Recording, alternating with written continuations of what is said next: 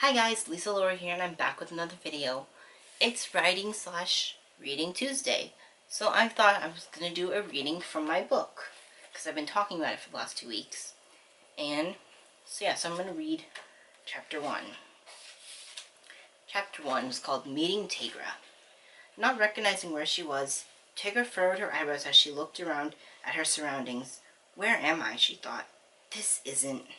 Her thoughts trailed off as she tuned into the sounds she was hearing around her. The scuffling of boots, men and women rushing around with large guns attached to their sides, different alarms and announcements blaring over the PA system. It was a lot of action for a little girl, even one who was used to a lot of chaos, action, and firepower. Granted, it was a different kind of firepower than guns. All that Tegra had seen and been through in her 11 years alive, this was a completely new experience. The hustle and bustle of an Air Force base in Illinois was no place for a little girl. All the action was because of an ancient artifact that had been found a few weeks ago by the archaeologist Alexandra Proctor.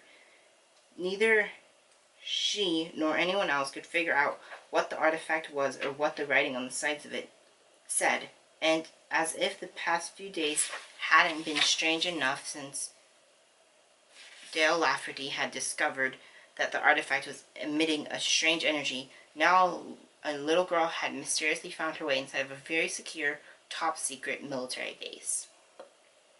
11-year-old Tegra Roswell appeared inside of a big open room known to the military personnel as a missile silo, leaving all the personnel confused and staring at her, wondering how she got inside. But Tegra wasn't too focused on them yet. All she knew was that she was definitely not in the underworld. She was not where she intended to be. I'm Major General Gavin McCabe of the Air Force, Gavin introduced. How did you get into this facility, young lady? Having been paying more attention to the footsteps and the soldiers rushing about, Tegra finally looked up at the man who was speaking through a microphone from a room with glass windows. She seemed scared by all the men and women. Not that she hadn't been around adults before, but the ones staring at her were all big and buff, and holding guns. They were nothing like the adults that she was used to.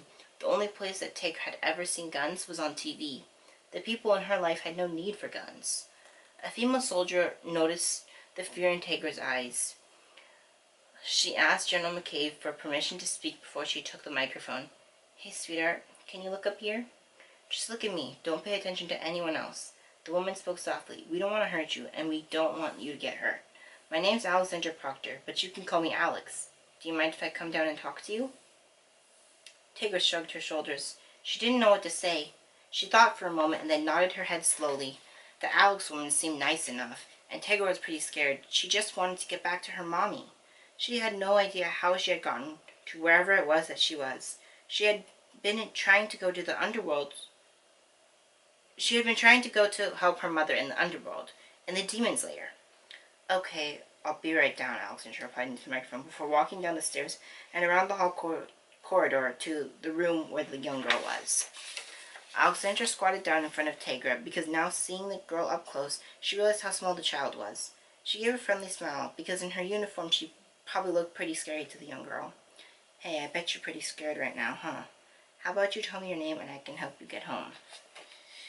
Tegra gave a nod, looking into Alexandra's sea blue eyes. There was something familiar about that. It seemed ridiculous, but Tegra knew that she had... Because Tegra knew she had never met this woman before, but she could have sworn that she had seen Alexandra's eyes before. She just couldn't quite place where or when. Even though Tegra didn't know Alexandra, the woman seemed trustworthy. And as she started to introduce herself, she started to say her real name. I'm Tegra trailed off, her mother's words echoing in her head. You must never allow anyone outside the family to know your real name. Her mother had stressed this time and time again. Tegra didn't really know or understand why it was so important, but she promised her mother that she wouldn't ever tell her name. I'm sorry, Tegra chagrined. My name's Naya. Naya, that's a beautiful name, Alexandra commented. It's very nice to meet you, Naya. Do you have a last name, too? Tegra looked down. She hadn't thought about a last name for her alias. She hadn't been given one. Her mother never explicitly told her not to tell her last name, but she didn't want to take any chances. She wouldn't say a word. Naya, if you're scared, that's okay, but I promise you can trust me, Alexandra assured. If you're not ready to say your last name, that's okay. How about you tell me your age and where you're from or where you live? I'm 11. I live with my mom and my little brother in Montana, Tegra explained, her voice still soft and timid. Alexandra nodded as she gave a smile. Very good. Now how about you give me your mom's number so I can call her? I'm sure she's very worried about you. Tegra shook her head. I can't, I promised. Promised what, Naya? Alexandra wondered. Tegra melted down to the floor and buried her face into her lap. All she wanted to do was go home, and it was so frustrating that she couldn't. I want to go home, Tegra cried out through muffled tears. And I can help you with that, Naya, but you have to help me so that I can help you. Tegra picked her head back up. You don't understand. I don't know how I got here. And until then, I can't go home. What are you talking about, sweetheart? Of course you can go home. Tegra shook her head. No, I can't. Well, I'm sorry to say this, but you can't stay here either, Alexandra stated. I can help you, Tegra uttered. Alexandra looked at the young girl strangely. How could this little girl help me, she thought. Tegra bit her lip and paused briefly before speaking. I'm sorry about your baby. Alexandra furrowed her eyebrows. What?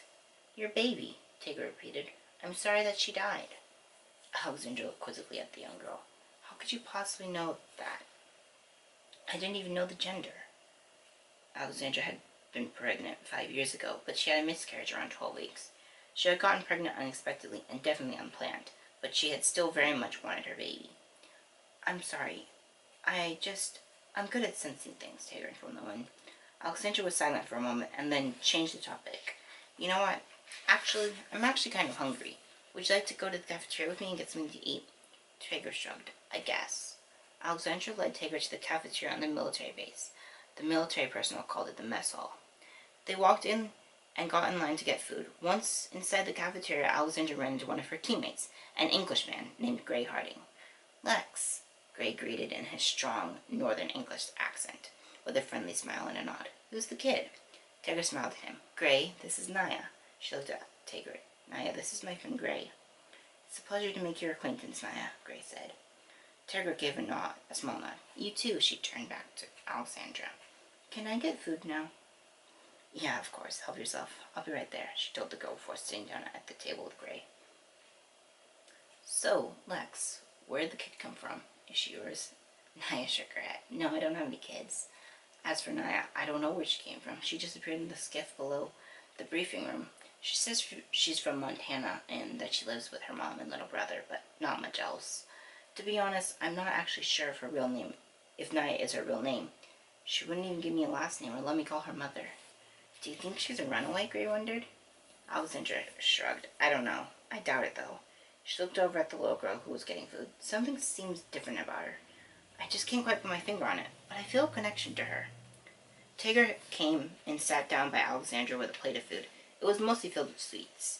She started to eat and then looked over at Alexandra. Aren't you going to eat, Alex? Alex nodded. Yeah, I'm just going to go get food now.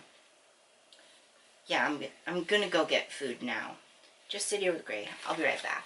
Okay, Tegra agreed. Once Alexandra returned to the table from getting food, she sat down and started to eat. After a couple of minutes, she looked over at Tegra. Hey, Naya, after we eat, is it okay if I take you to see our doctor just to get you checked out and make sure that you're okay? Alexandra wondered.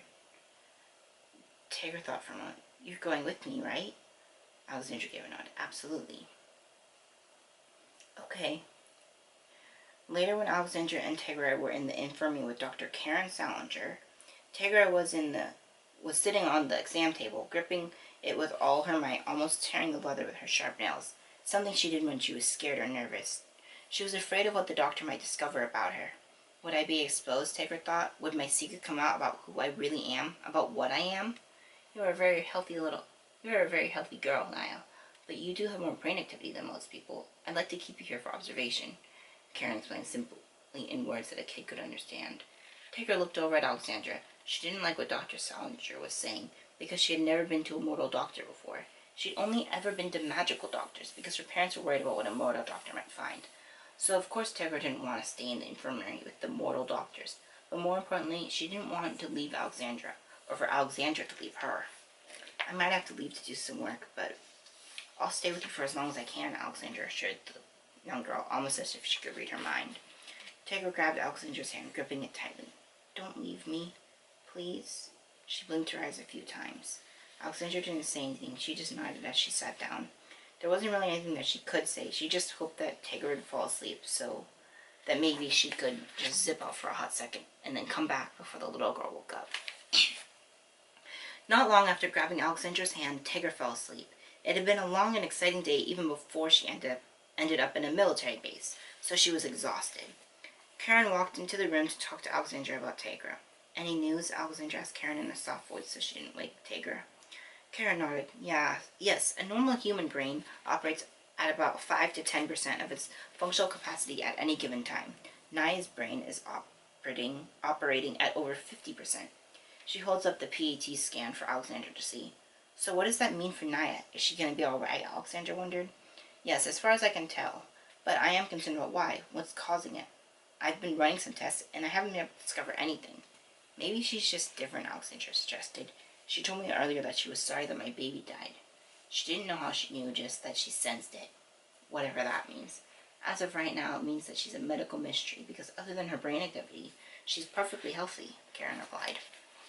I couldn't agree more, Alexandra added as she stroked some of Tigger's hair off to the little girl's as she stroked some of Tigger's hair off of the little girl's face. Somehow, in the short amount of time that Alexandra had known Tigger, the little girl had managed to worm her way into the woman's heart. She couldn't explain the connection that she felt to Tigger. She had never felt this with anyone, not even her adopted parents, who had raised her since she was 4 years old. Now here was this little girl who had just captured her heart. It was almost as if Alexandra had known Tigger as long as the little girl had been alive. A couple hours later, Tigger was still asleep, and Alexandra had been called over the PA system. She tried to slip her hand out of Tigger's without waking the girl up, but it didn't work. Alex? Tigger mumbled sleepily. Where are you going? Alexandra sighed softly. Naya, I would love to stay with you, but I have to go work for a little bit. They need me in the briefing room. I promise I'll be back as soon as I can. She thought this would have been easier if you would have stayed asleep, Naya. I would have been back before you even knew that I had left. Tigger grabbed Alexandra's hand tighter and looked up with a pleading look in her jade green eyes. Please don't leave. Alexandra poked her head into the doorway. Addison poked his head into the doorway. You coming, Proctor? General called us. Alexandra nodded. I know, sir, but I don't think I can leave. She showed him her hand that Tigger was clutching. Ah, Addison said. He smiled at the girl. Hey, kid, I'm Adam. Tigger looked unsuredly at Adam. She wasn't sure about this new guy, and so she looked over at the one person she trusted right now. She looked at Alexandra. Sir, this is Naya, Alexandra introduced. It's nice to meet you, Naya, Addison replied. He glanced at Alexandra. I'll fill General McCabe in about your situation. Alexandra nodded. Thank you, sir. Of course, Proctor, Addison told her. Later that day, Dell came by the infirmary to talk to Alexandra about something that he was translating. Hey, Al, could I ask for your help on something? Dell inquired, and then looked up and saw the kid clutching tightly to Alexandra's hand. Oh, I mean, if you're not too busy. Alexandra gave a smile. No, it's okay. Come in, Dale. What do you need help with? Dale walked over to Alexandra and sat down on the chair beside her. So I was translating this ancient tablet that was found with the device and the pictures, and I realized that it was a mathematical equation unlike anything I've ever seen. And while math is more your specialty, so I thought you might like to take a look at it. I've translated it all, but it doesn't appear to be solved. Maybe the people who wrote it down couldn't solve it, or maybe they just ran out of time. But anyway, now you get a shot. Gee, thanks, Alexandra responded sarcastically. I'm just kidding. Of course I'll look at it and see if I can solve it, or if it's even solvable. You know, she whispers, once the kid falls asleep. Dale looked at Tigger and gave a friendly smile. I see you've taken a liking to my friend Alex here. I'm Dale. What's your name? Tigger glared at him. Firmin LaBouche. Tigger essentially told him to shut up in French. She wasn't in the mood for meeting anyone new. Well, that was only partially it. She was also getting a sense from him that she didn't like. She couldn't explain what it was, but she didn't trust him. Maybe it was just her being overguarded, but she couldn't let him close to her. That's not a very nice thing to say to anyone, much less an adult, Dale told her. Alexandra furrowed her eyebrows. She looked at Tigger and then at Dale. What did she say? Oh, she just told me to shut up in French, Dale explained. Naya, Alexandra spoke firmly. That's not nice. You should apologize. Tigger just shrugged her shoulders. Lo siento. Me llamo Naya. Así muy bien. It's very nice to meet you, Naya, Dale praised. You learning Spanish too, I presume. Tegra shook her head. No, I don't speak French either. I sensed it from you. You know a lot of languages. She paused for a moment. 18, if I counted correctly. She noticed the pale blank, lost-looking stare on his face. Oh, sorry. I'm not supposed to do that. I can't help it, though. Don't worry. I can't read your mind. I just sense things. Well, you have a very keen sense of intuition, then, Dale complimented. Tigger had been correct. He does speak 18 languages. Tigger nodded. I hope I didn't freak you out. Not at all, Dale assured. It really was nice to meet you, Naya, but I have to get going. I hope to see you again soon. I hope to see you again. It was nice talking to you, Mr. Dale, Tigger replied as he was walking out of the room. And that's the end of Chapter 1. Hope you guys enjoyed. Thanks for watching, and I hope you have a really great day. Bye!